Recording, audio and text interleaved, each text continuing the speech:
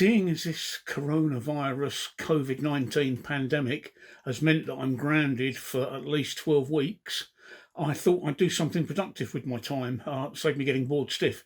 I wanted to make a video about the lockdown, but not about a specific aspect of it. And I've got this, which is my Osmo Pocket 4K action camera, which is actually a 3-axis gimbal camera, which is a fantastic little gadget. And I've got an idea up here. And so I'm going to make a video about one aspect of the lockdown. But the trouble is, I've never made a video before and I haven't got a clue what I'm doing. So I'm having to learn everything from scratch. So what I thought I'd do is I'd make a video of me making the video, if that makes sense. Anyway, here it's part of it. This is how I made the opening title for this video. I've had to learn everything from scratch, including Adobe Premiere making titles, but I'll run you through the sequence that I used. First of all, I didn't want the plain black that Adobe give you. That to me looks a bit boring. So what we're going to do is we'll create a different background. So we're going to go File, New, Color Matte, making sure that it's going to match the settings of the project that I'm on. Yes, that's correct. Click that. Now we're going to choose a color. I fancy a nice blue. So I'll pick a nice blue. Okay. Give it a name. We'll give it that name. Right. There we are. We've created our background. Now we're going to drag it to our timeline. There we go. Now this needs to be 10 seconds long because the music I've got is 10 seconds long. So we'll just add that to 10 seconds. There we go. Right, now, I don't like that plain blue background. So what we're going to do is we're going to make the background just a little less boring. So we're going to go to the Effects tab. We're going to go to Video Effects, Color Correction, Lumetri Color. Click and drag that onto the color mat on the timeline. That gives us our options over here on the left. I want a vignette, which is down the bottom there. Let's drag that down a bit more. And I'm now going to change the amount of the vignette. I'm going to use a negative figure, which makes the corners black. So I'm going to use -3. So we'll go -3. There we are. A little less boring than it was before. Now we're going to add the text. And what we're going to do there is we go to the graphics workspace. So click graphic, up it comes. Next we click our text tool. Click that. And now click anywhere in the box, doesn't really matter where because we're going to sort it all out later. I start typing. My adventures in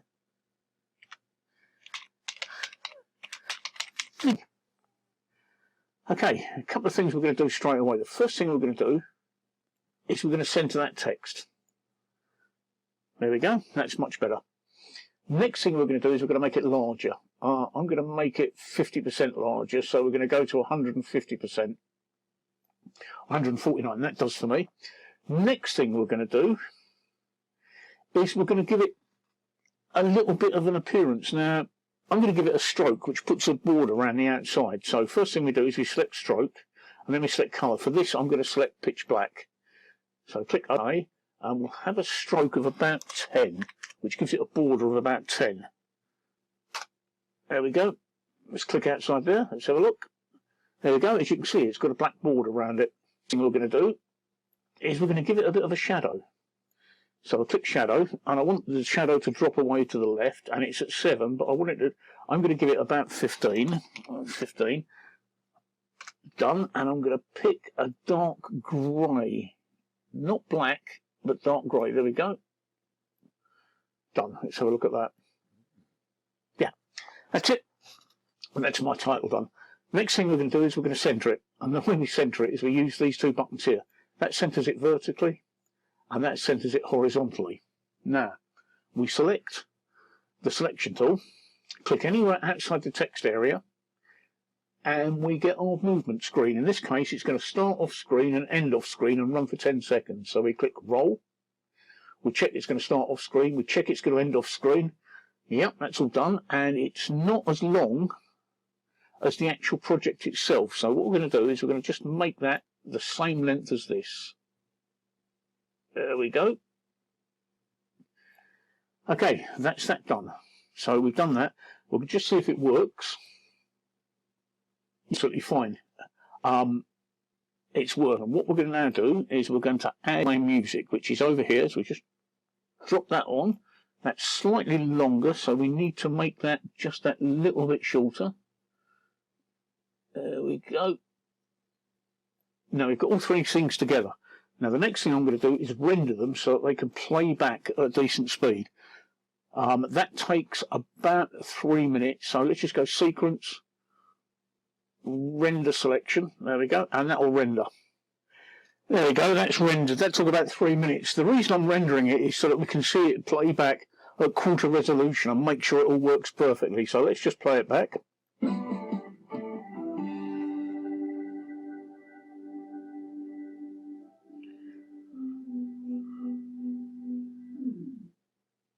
That is exactly what I wanted. So what we're going to do now is we're going to save all that out. So we'll export that.